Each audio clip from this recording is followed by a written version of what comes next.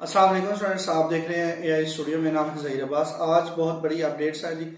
LMS के हवाले से अपडेट है कि जिन स्टूडेंट्स ने अपनी असाइनमेंट सबमिट कर दी हैं ट्यूटर्स हजरात को, बीएड की, बीए की और बीएड की, बीएस की या उनकी एमएड की, एमएससी की, एमए की, जो भी असाइनमेंट्स आप लोगों ने एलएमएस पर अपलोड करते हैं उस हवाले से आज अपडेट्स हैं आप लोगों के साथ शेयर की जाएगी। अगर आप लोग हमारे चैनल पे न्यू हैं तो चैनल को सब्सक्राइब कर लीजिएगा, बेल आइकन को लाजमी दबा दें कि आने वाली तमाम वीडियोस के नोटिफिकेशन आपको बर वक्त मिल सके।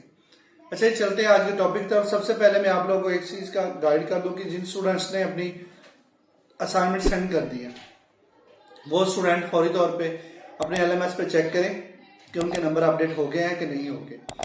अगर नहीं हुए तो फौरी तौर पर वो अपने नंबर जो है वो ट्यूटर से कह के अपडेट करवाएं। 25 तारीख तक तमाम ट्यूटर हजरात अपने नंबर जो है वो अपडेट कर दें, क्योंकि 25 के बाद LMS को एक दफ़ा क्लोज कर दिया जाएगा। चांसेस नहीं है कि दोबारा से ओपन हो। आपके पास 25 तक का टाइम है, तो फौरी तौर पे आप स्टूडेंट्स जिनके नंबर नहीं अपडेट हुए अपने ट्यूटर से रब्ता करें और उन्हें कहें कि सर हमारे नंबर अभी तक हमारे LMS पर शो नहीं हो रहे, परसेंटेज शो नहीं हो रही।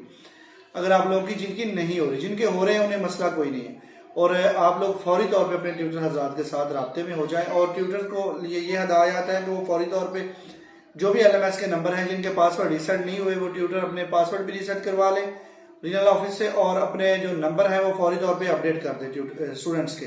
जैसे स्टूडेंट के नंबर अपडेट होंगे तो फौरी तौर पे स्टूडेंट्स के LMS पे शो हो जाएंगे, तो उनकी भी परेशानी खत्म हो जाएगी और आपका भी जो काम है वो मुकम्मल हो जाएगा।